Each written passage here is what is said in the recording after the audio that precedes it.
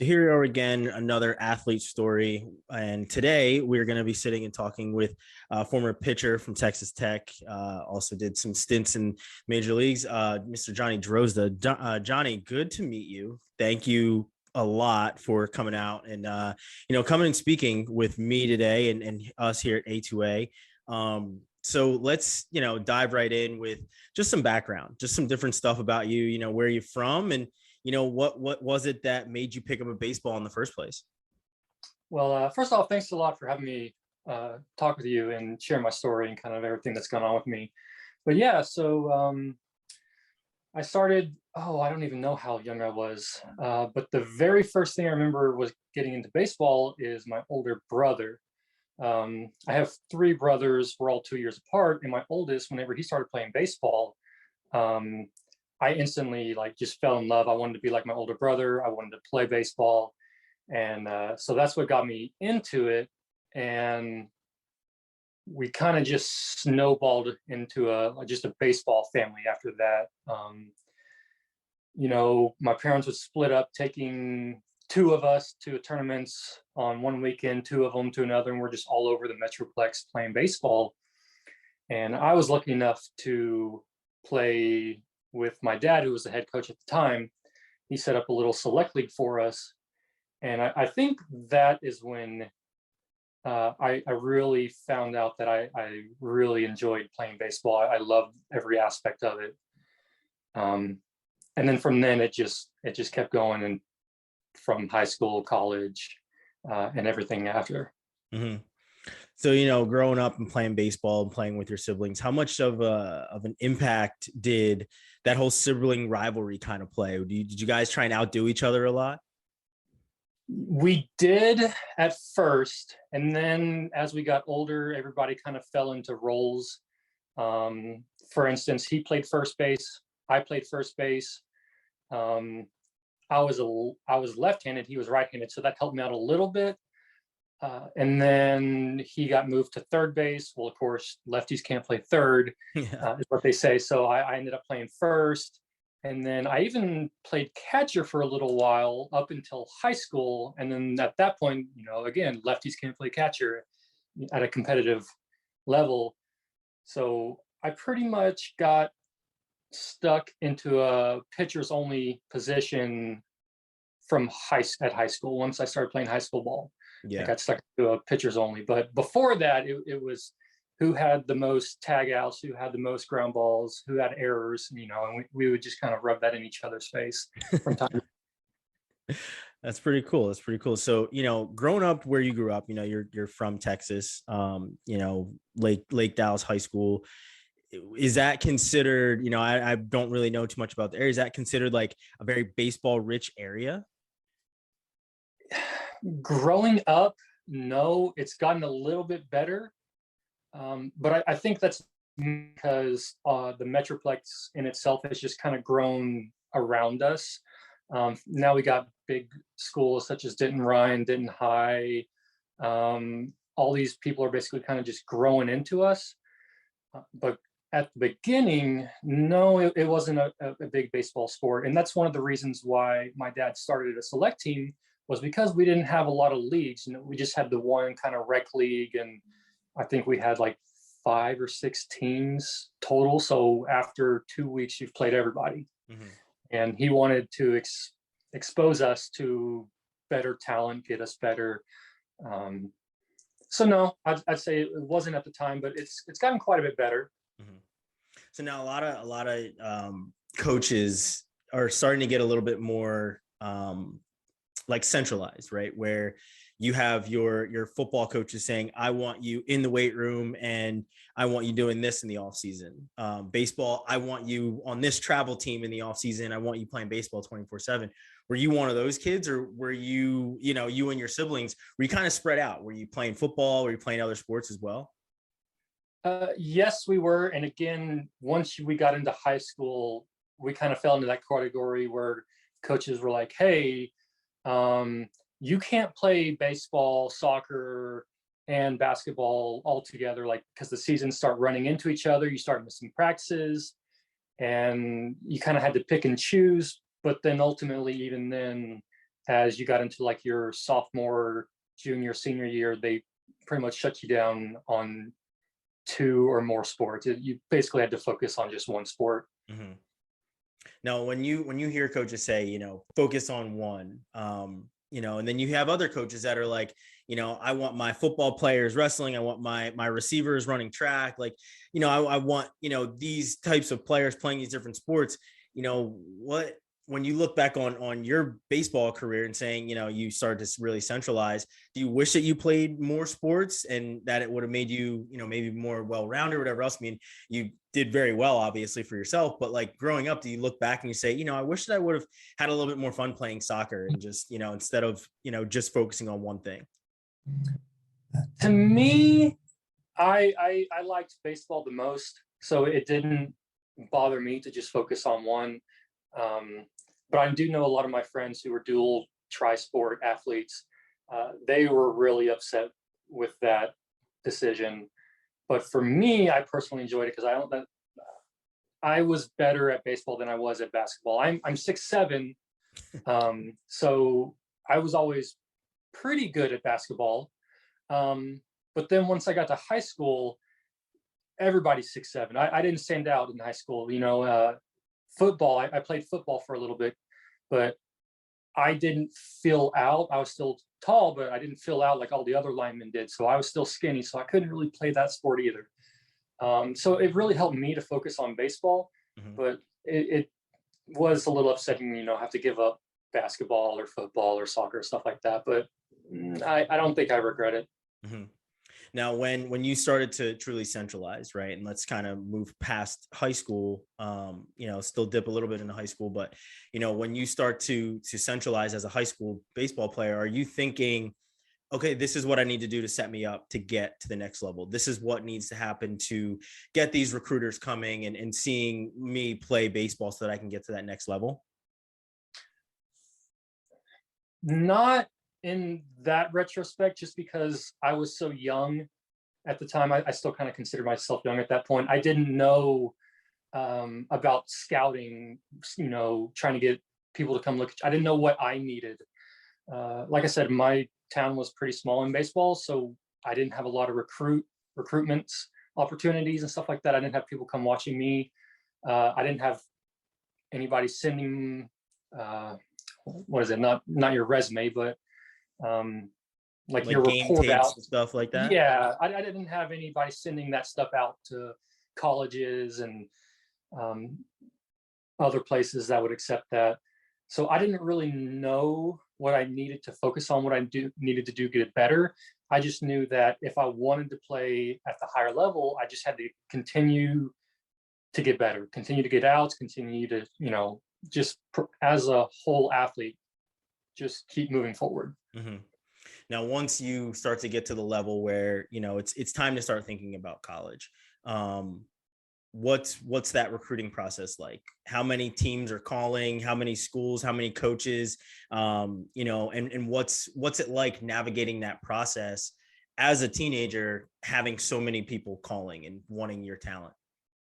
So that is actually an interesting kind of little story, because whenever I first, basically the first few rounds when people are sending out all their drafts and trying to get people to commit, I was never somebody's top pick. I was never somebody's first round type thing situation. I would consider myself one of those pitchers that nobody really wanted, but that coaches needed. Like they needed somebody to come in and get ground balls, get outs in tough situations like that. So when the recruiting first started, I didn't get a single call.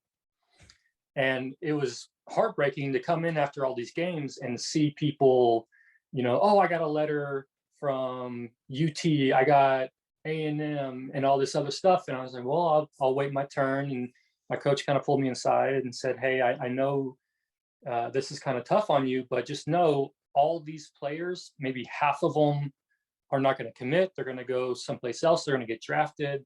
So just hang in there and you'll get, it'll come up. And so, I don't know, maybe 2 weeks went by. And at that point in my junior college, we were in our playoffs. So it was the semifinals in order to go to the Junior College World Series. And it just so happened that we were playing at Texas Tech for our regional. And I ended up pitching a complete game, like shutout, I believe. And at that point, as soon as I got off the field, I had like 17 missed calls. I had people coming in asking me like, hey, will you step outside? And that's when it kind of overwhelmed me, like, oh, wow, I did something great. Like now I can move forward in my career. Mm-hmm.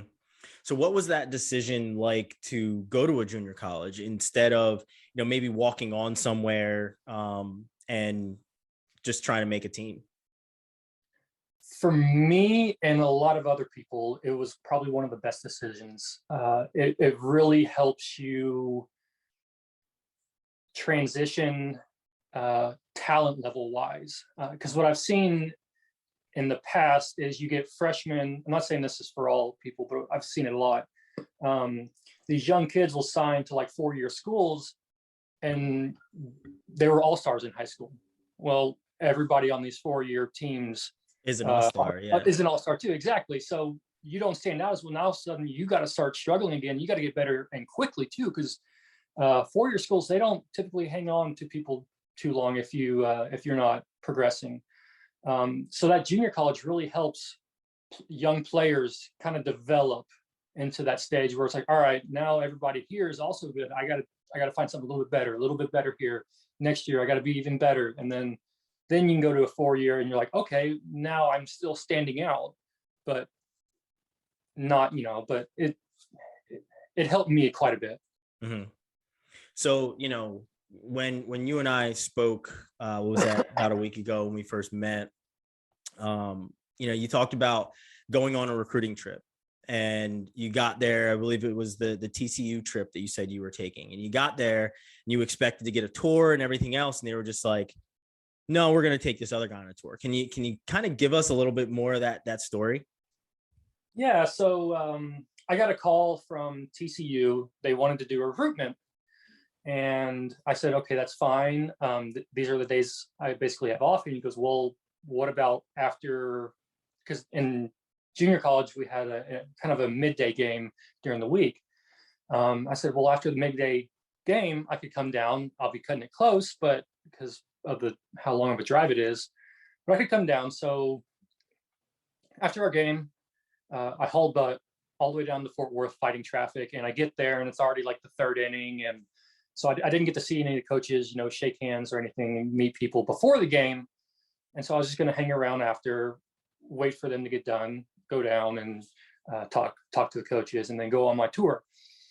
And so I sat around, I was watching them play A&M, and they ended up getting absolutely demolished, if I remember correctly, which in hindsight was very funny. But so after the game, I go down and I get to meet everybody, and then off my back shoulder, another kid comes up, and basically the coach is just like shut down talking to me and went straight to him. And I kind of turned around. I was like, so are we doing this tour? He goes, well, this guy flew in all the way from like California or something. I don't remember who it was, but his family's here. We're going to take him on his tour, and we'll get you another time. And I was just sitting there thinking, I drove all the way down here. Granted, no, I didn't come from California, but it's a tour. Like, you're just showing me the campus. You can't show me and show him at the same time. It doesn't really make sense. And so that left a really bad taste in my mouth. And from that point, I pretty much just considered them out of Did the they running. try and contact you after that? They did try to reach out, and he did apologize at the time. But like I said, it was just something to me that wasn't right. Mm-hmm. So I said, no, thank you. Yeah. So now, like you said, you pitched a, perfect or complete game at Texas Tech. And then that's when people are starting to talk to you. How do you ultimately end up basically staying there and going to Texas Tech? Oh, that's another kind of weird story. So right after the game, since it's already Texas Tech, I get a call from Tadlock. And he was talking to me about, I want you to come. And in the back of my mind, I was like, well, you didn't want me a couple of weeks ago at the junior college, but now all of a sudden you see what I can do. But granted, that went for everybody. So I said, yeah, I'll come take a visit. I got all these other schools that are calling me now. Kansas State. What's that? I just went blank. Down in San Marcos. Oh, Texas State. Mm-hmm. So I had all these other schools lined up to go on a visit on an official tour. And he goes, you know what? No, I'll just make the decision for you. Come in here. I'm going to call these other schools and I'll tell them you're coming here. You don't worry about it. And then just kind of hung up, and I was speechless. I didn't know what to do. I'm like, I've already told these people that, yes, I'd like to come on a visit. I'd like to kind of hear your speech, get a tour, and then make my decision. And after a couple of days, I'm getting all these phone calls. Hey, so what's this I hear about you committing to Tech, and why you're not going to come on this visit now? Like, I don't know what happened. To be fair, Texas Tech was always my first choice. Like, I love that school from the very beginning. I just love the atmosphere, how they carried themselves. So I was gonna go to Texas Tech, I think, regardless, but I just felt it was wrong to leave everybody else, Mm-hmm. Kind of on red. I told them I'd come, and then I didn't come. But yeah, I got a lot of angry phone calls cussing me out, asking me what the deal is. Because at the time, they were transitioning from, the coach before Tadlock. Basically, they were cleaning house, getting rid of all the coaches. Tadlock was going to come in. And I was getting people cussing me out saying, you don't even know who the coach is. I'm like, no, it's going to be a Tadlock. Like he's already signed the papers. It's just not, official. Yeah. So yeah, there's not a lot of happy coaches after that. Yeah.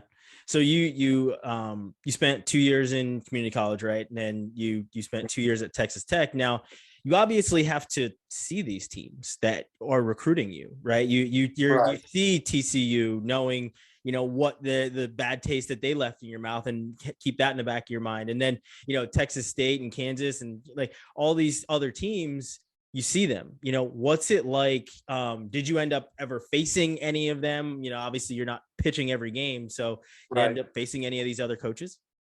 Yes, and I believe I have every win against TCU. I think I lost to them I think I got the loss to them in the World Series, but in conference play, I think, if I remember correctly, that I have 4 wins against them, 4, something like that. Yeah. Did your coach deliberately put you in against TCU, or did the rotation just happen that way? It just kind of happened that way. I was considered, or people referred to me as like the non-starting starter, because my senior year, they moved me from a starting position to a relief pitcher, but I was coming in like the first inning, the second inning, and I was going all the way to like the 7th or 8th inning, sometimes the whole rest of the game. So like I said, I was one of those that coaches needed but didn't want. Exactly. Yeah. And that kind of carried on from high school to college and everything else, right? Right. That's pretty interesting. And when, you say that you're kind of the non-starting starter, what was that like, right? That's kind of a different role change where, you're hitting the mound, essentially hitting the mound second, right? You're not the starting pitcher. What kind of mental toll does that kind of take on you when they're like, we're going to start you, but we're not going to start you, right? I would consider myself a very unique case when it comes to that, because like my mindset, like I have ADD, and my mind is all over the place. Like I never really focus like, all right, it's game time. I'm going to come in, bases are loaded. No, I just came in and was like, all right, what's the first pitch? Curveball, where you want it inside? All right, curveball. And that's all I threw. I didn't worry about, runners in scoring position, who was up to bat, what his swing stats looked like. I wasn't really focused on that, which frustrated a lot of coaches. But it helped me focus on just what I needed to do. And to me, that was make the pitch. If I can make the pitch, he, one, has to hit it. Two, he has to get it through, like our fielders. So I always pictured it as the odds were always in my favor. So just make the pitch and good things would happen. Yeah. But yeah, the role change didn't faze me at all. I kind of joked around a lot in the bullpens and the dugouts and stuff like that. So whenever they came to me, I've been a starter my whole life, but then my senior year, they came to me and said, hey, we got a bunch of young guys coming in and we want to get them exposure, but we don't want to lose the game. And I thought that was a pretty good strategy. It's like, all right, throw these young guys out there. If they can do it, if not, then I get to pitch. I said, as long as I get to pitch, I really don't care if I start, close, relief. It didn't really matter to me. I could pretty much fill any position. But after that is when people started asking me, well, why don't I just start? Why am I not? And so I would tell them, like, yeah, it's kind of like it's a pretty good decision on the coach's part. But then I turned around and found out that the coaches were telling the media and other people differently. They were telling people that the reason I wasn't a starter anymore was because I got too nervous, that I would throw up before the games. I got too nervous to pitch. And I thought, that's so bull crap. Like, I've been a starter my whole life. I've never once gotten nervous. There was 2 games back to back where I was sick. And I know for a fact one of them was West Virginia because I threw up on the mound and still pitched the shutout. But yeah, it was just one of those things. They were telling people one thing. I was like, no, I don't get nervous. That's great. That's great. I mean, you threw up on the mound, still throw, a shutout. Is that one of the most memorable games you've had outside of obviously pitching in the College World Series? Yes, mainly because the pitching coach at that time was one of the ones that was giving me so much. He was one of the ones cussing me out on the Texas Tech decision. And I had told him, I was like, look, if I go with, he wasn't at West Virginia at the time, he was at Texas State. And I told him, I said, hey, I heard all these rumors that you're not going to be there, by the end of the season. Like, you're going to go someplace else. No, you don't need to listen to those. I'm like, all right, well, I ended up going Tech. And then 4 months later, I see in the press that he takes the West Virginia job. I was like, great. So if I would have gone to Texas State, I'd have been down there. I would have been stuck there for 2 years with a coach, that's not even there anymore. So being to face him at West Virginia was very fun. Yeah.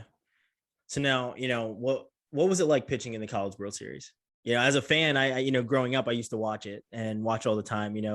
I'll never forget watching, I believe it was Houston Street pitching for UT in the College World Series. That's when I was like playing baseball more than I was playing football at that point. And I loved watching the College World Series. But what's that experience like, being on the mound, ball in your hand, College World Series in Omaha? Oh, it's one of the best feelings in the world for an athlete, especially it's weird how kind of the universe works out, because I've always dreamed, like growing up, my dream was to be the pitcher that got the last out to go to the World Series. Like, I always loved that dog pile. Like, I also wanted to be the pitcher in the World Series that won. And so when we went to the World Series and I got to get that last out, that was one of my dreams come true. Just to be able to go to the World Series. And then on top of that, actually being there in the stadium, I think that place holds like 30,000, 40,000 people, which I guess in today's standards, like today's ballparks, isn't that much, but coming from Texas Tech, where people at the time didn't really care too much, we'd get maybe 2,000 people or something, 5,000 people, something like that. And all of a sudden it's just loaded. It was amazing. I loved it. Now, what do you remember about that game? Is there a specific pitch? Is there a specific situation, that you either got out of, got into, that will always kind of like stick in your mind? So I remember the last game that we had, I was in the bullpen warming up, and I think it was Anthony hit an absolute missile to right field. And I was standing right where this ball's coming, and I think it hit the very top of the fence. And I was standing like 2 feet from the fence, and I was thinking, you know what, I'm going to catch this ball just to like throw it back and make fun of Anthony at the time. Who's this? Anthony who? Oh my God, am I that old? I can't remember the last names now. Anthony Davis? Yeah. This is one of your teammates. Yes, he's one of our teammates. Man, I feel awful. I can't remember last names. I just remember I remember calling everybody by a single name. Yeah. Anyway, I'm glad I didn't, because if I would have reached over and caught that ball, it would have been a total mess. Yeah. But then I came in, and I think I got that was my first loss my senior year, was at the World Series. We had a couple ground balls, some overthrows, and then it just like snowballed, and at that point you couldn't stop it. Yeah. Man, that's interesting. That's really interesting. So now, while you're in college, what's the, let's kind of bring academics into it. What's the day-to-day look like? Where, are you waking up at 6 a.m., working with a pitching coach, going to class? Like, what's your day-to-day look like? For the professionally, or? When you were at Texas Tech.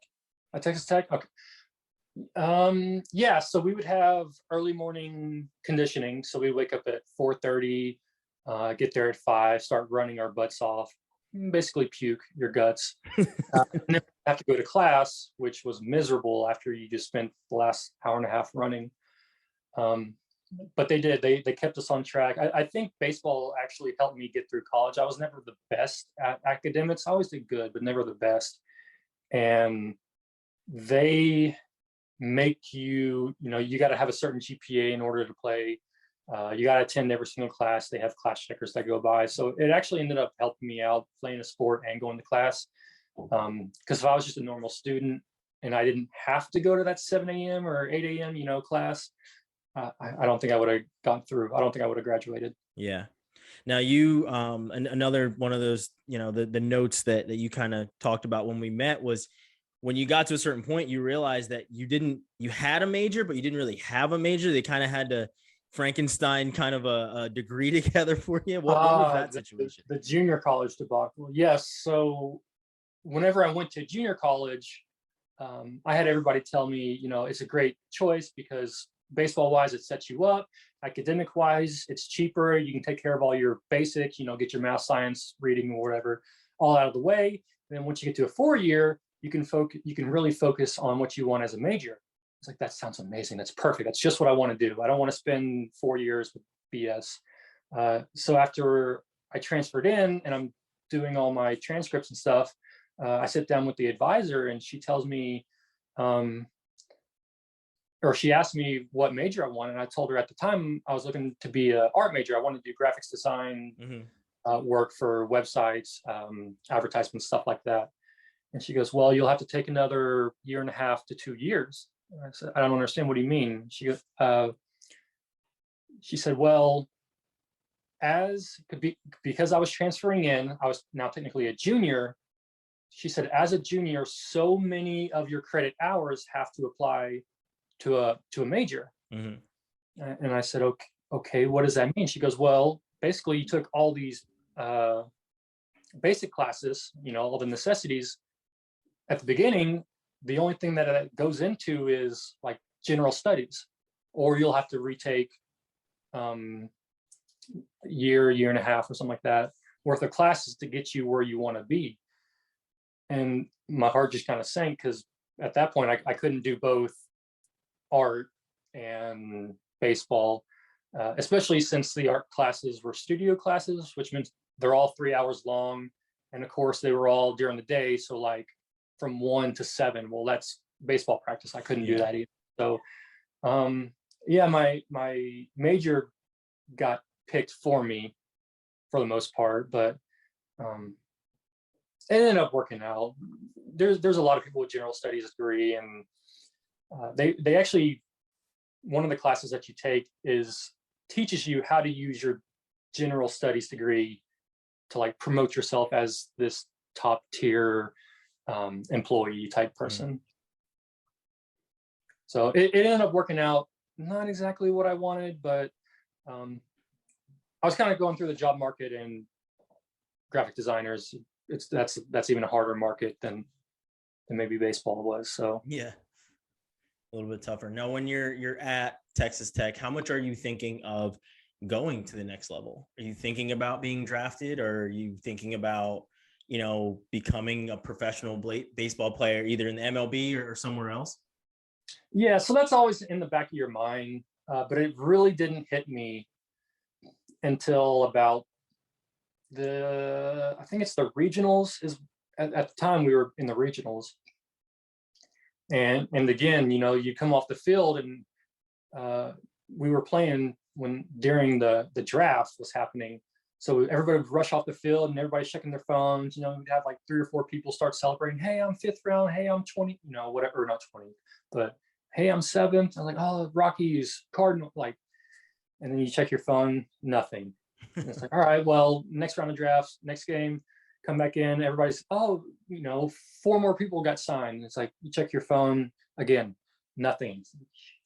And it's heartbreaking to see. It's like I thought I was doing fantastic. I had great stats, but again, it was one of those that I performed well, but on paper, like I didn't have the best break Z. I didn't have the best spin rate. I didn't have, like, everything was just kind of mediocre, I would say, if you looked at it objectively. But the way I used it, I thought was phenomenal. But yeah, the draft went. Everybody else kind of got excited. I got upset, and then of course the free agent signs, and so that ended up how I went to the Yankees as a free agent. Yeah, when you get signed as a free agent to the Yankees, what's that phone call like? Who called you? How did you find out? And what's that process like? Oh, I don't know if he's there anymore. Was it one like somebody from the Yankee franchise, or did you have like an agent or anything at that time? No, so I didn't have an agent, and I think that might have been where I went wrong. I didn't know how to get an agent. Again, I was very illiterate in terms of that, of like the professional side of how to promote yourself. I always thought if I did well and I was in front of all these people, someone would find me. That's not always the case, but I did have somebody come in, and one of the Yankees guys, he goes, I've been following you since like junior college. He goes, I know you're not what everybody's looking for. He goes, but I want to give you a shot. And I was like, done and done. So I signed with him. I think I got like $3,000 just to fly to Florida for spring training. And then I got to, again, start from the bottom and try to work my way up. Yeah. Now, how did you do that, right? How do you start working back from the bottom where, you were that guy that, as you said, no one wanted, but they needed. And then, you pitch a shutout, complete game in junior college. And then, Texas Tech wants you and all these other schools want you. So you've gone with this whole ebb and flow thing your entire career. And now back with the same thing with signing free agency. You were kind of battle tested and prepared to navigate this, but this is kind of a new world for you. How do you navigate, signing as a free agent and being in the Yankees franchise? I would say you have to be especially mentally tough for that, because at that point it becomes it's more business and kind of political more than anything. When our first meeting, they would sit us down and talk about, you may not be the best, but as long as you have great stats, you will move up. They always promoted that, and they gave you a long list of people. Look at this guy in the majors. He throws 87. You don't have to throw hard. He's in the majors. And it's like, oh, so it gets really inspiring. And it makes you want to work hard. And then you go out there and you perform and you do well. And then you see like some 18-year-old Dominican who throws 97 to the back, and he's going up to AA. And you're like, well, why is he going? And then the same thing, like you'll see somebody else get pulled, and it wears on you really hard. There's a lot of times that I wanted to quit, and I'd call my parents, saying, hey, I'm done. This is over. Like, I can't put up with it anymore. Every day, you wake up at 4, you go to work out, do all your conditioning, you try to perform your best, you do really well, and then somebody else gets pulled up, and day after day it's like that. Well, maybe next week, they're gonna move. Your time will come, and it just never came. And you got to be tough once you get to there. If you are not one of their top picks, you better be tough. Yeah. Now you navigated that space for quite some time, right? You were with the Yankees, and I believe you were also with the Twins, and so you were with a bunch of different clubs. So speaking of mentally tough, as you're moving around from team to team, what kind of toll is this taking on you mentally? From team to team, I would say it was actually a little bit uplifting, because, okay, in my mind, it's a fresh new start. These people don't know too much about me. Like, maybe they run their organization a little bit different. Let's see if I can, work my way up here. Maybe they'll recognize outcome as opposed to like analytics. I guess I'd say, because again, I didn't have like the best stuff paper wise, but I always had success. So maybe they would do it, and then again, it just same cycle over and over again. It varied degrees of from team to team. So like I think for me, the Twins were probably the most forgiving in terms of talent to like coachability wise. Like if you were coachable Twins, they would give you a shot, but even still, there's only so much you can do before it's like, all right, well, now we still got to go with our first round pick. And I was like, all right, I get it, but yeah, it definitely wears on you. Yeah.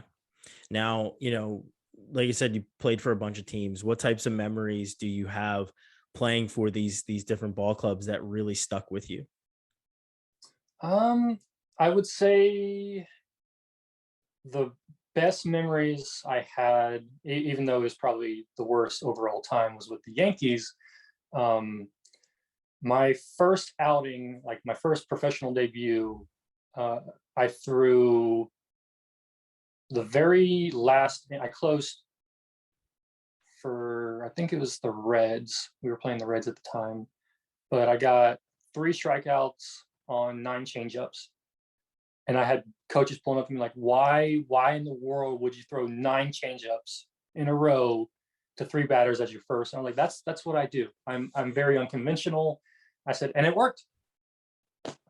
And they were kind of mind boggled by that, but that didn't really help out in the long run. It just kind of tickled me watching all these coaches swarm me, asking me what the heck was that. The other thing was, I got to strike out Aaron Judge. That was really fun. And then he kind of cussed me out for not throwing him a fastball. Well, I've seen what you can do with the fastball. Like, why in the world would I don't even throw that fast with that. Like anyway. So that was fun. Was this in like a practice type thing? Yeah, so it was in one of the scrimmages, and I think he was doing some rehab work, but he came out, and all the coaches swarmed behind him watching him play, and I think I threw him like 2 curveballs and a changeup, and he started cussing, not really like hard cussing, but like talking crap, asking me why I don't throw a changeup or why I don't throw a fastball. I'm like, it's not even my best pitch. Any other big names that you've ever gone up against that you really remember? I think he was the only big one that I went up against. Like I've sat in the bullpen with, or I played catch with CC Sabathia. That was really fun. But I think that was it. Yeah. It's pretty interesting. Now, when you get to a point where, all of us get to as athletes, where you're like, okay, no more, it's done, I'm done playing.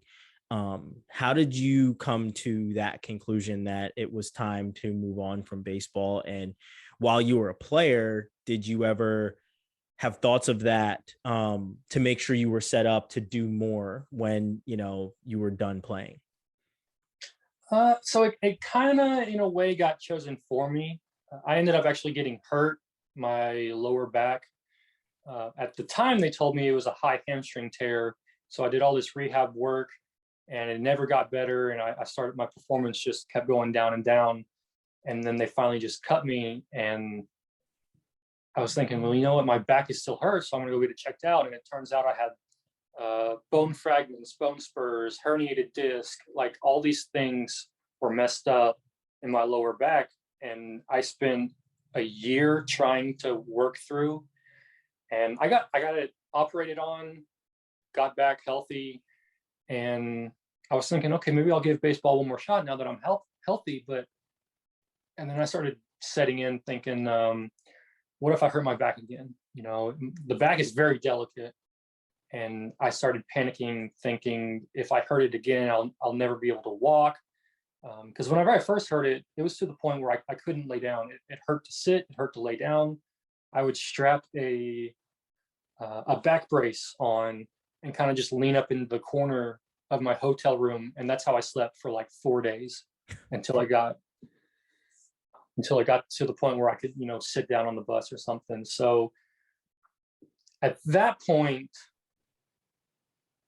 it was more about, is it worth it, or do I try to go and try to get back into the baseball? Like, how much do I love the sport? Am I willing to risk basically the rest of my future for an opportunity at baseball?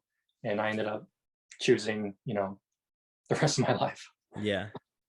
Now, was that a hard decision? When that first year of no training camp, that first year of, not getting ready to take that trip to be with the team, was that hard? And was it one of those things that was tough to navigate mentally?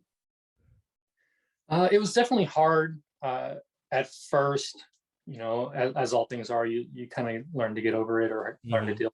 But yeah, that first spring training was pretty tough, not being able to go to. And then I don't know, every subsequent one has just gotten a little bit easier. But yeah, it's been, I would consider myself still pretty salty of how it all ended. I haven't watched really any baseball. I refuse to watch the Yankees play any game. Heck, I even turned down a few coaching jobs just because I knew it would like bring back old memories and feelings and stuff like that. But just recently, a friend reached out and kind of bribed me to play just slow pitch softball. It's a beer league, and immediately just like fell back in love with it. And it's hard. It's hard missing the game. I definitely miss the sport. I don't miss all the bull crap. Yeah. All the. So now, like I said, as a player, you obviously know you can't play forever. Everybody retires. Everybody becomes a spectator at some point, right? What what were you doing as a player to make sure that when it was time to, hang up the cleats, that you were prepared for that next step after baseball? Like I said, it's kind of one of those things where the being mentally tough part during the season, you kind of wore down on me to the point where like I just didn't love the game anymore. Like I hated being around the field. I hated being around other coaches. It's like I didn't care if I never went back. As bad as that sounds, but the day-to-day grind in the minor leagues, that's what set it up. And then once it was finally, it's like, well, I had a life now. Like, I could go out with friends. I could go out drinking. I didn't have curfew at, 10:30. It's one of those things where there's more to life than just baseball. I got to travel. I got to go see my cousins in Iceland. Just small things like that I didn't know I missed until baseball was over. Mm-hmm. Now, family wise, like you said, you had brothers that played. What were their careers like? Were they similar to yours? None of them played past college. Two of them played in junior college, and then one of them got married. The other one tore his ACL. And then the youngest brother, he just didn't care. He was fantastic. He was a fantastic third baseman. He just didn't care for the sport. So after high school, he just gave it up. Yeah. Now, what's it like when you guys get together now? I mean, you obviously said like you won't watch the Yankees and you hadn't watched baseball in a while. What's it like now? Do you guys talk about the game that you basically all fell in love with at a young age? Yeah, so we get around and we talk about it every once in a while. For instance, that slow pitch softball that I was talking about, my youngest brother and my younger brother are both on it with me. And, we go out there, we joke around, and it's honestly one of the best things about it is just being able to hang out with my brothers again and play kind of like how it was when I was growing up. Mm-hmm. Kind of takes you back, but yeah, it's definitely amazing being able to kind of go back to your roots. Yeah. Now, when you look at youth baseball players coming up, and if any your nieces, nephews want to be athletes growing up, what kind of advice do you give them about being an athlete growing up and going on to all these different levels of sports? So basically I can only really give them my advice in terms of baseball. I'm not sure if football is the same way. I assume it kind of is, but I don't have that background. But a few of my cousins do play baseball, and they've come to me for advice. One so being a pitcher, and it's like, look, I'll be honest with you. If you don't throw 95, 97, a lot of the professional teams won't even look at you. If you want people to notice you, you have to do something outstanding. You can't just be good, which is, I feel like it's terrible advice to tell somebody so young, but that was my experience. Like if every person that I saw, as long as they, like, for instance, pitchers, as long as they threw the ball really freaking hard, they were going to get opportunities. They'll get chances. Me, I didn't, I mess up one or two times, and next thing you know, I got moved down or something. So yeah, I would say I have terrible advice for young kids. Would you ever, work with any young baseball players, any pitchers that want to come up through the ranks? Absolutely. I would love to be able to work with somebody. I don't know if I would be the best person to work with. Like I said, I was very unconventional. My fastball topped out at like 92 on the best day ever or something like that. So, but I could definitely work with curveballs, changeups, and location. Location was probably my strongest suit. Like I can get you to throw where you want. Granted, it may not be, the tightest curveball or the biggest slurve you've ever seen, but I'll get you to throw strikes. Yeah, that's pretty great. Well, That's everything I had for you. Do you got any other anecdotes, any other little pieces of your story or of advice that you would like to leave us with before we let you go? I don't think so. I touched on just about everything, even just a little bit. So I don't, no, I don't think I have anything left. Well, that's great, Johnny. I really appreciate you taking some time out. Um, it's great to hear these stories from all these different levels and walks of life. And the amazing part for me, I've talked to a football player, a college football player so far. I've talked to a Division I women's basketball player, and now you. And you guys all have very similar advice of you have to do something to stand out, and you have to be able to do that. And if you can't, it's going to be really hard to kind of progress. You have to have that X factor. So it's really interesting to see these different perspectives overlap. And again, like I said, I really appreciate you taking the time out. I'm gonna let you go, and we'll be definitely talking to you soon. I don't want this to be the last time that we catch up with you. So maybe in the future we hop back on and do this again. Yeah, absolutely. Again, thanks for having me, and it's great being able to talk to you and share you with and everybody else who's listening, kind of my story. So I appreciate it. Thank you. Thanks a lot.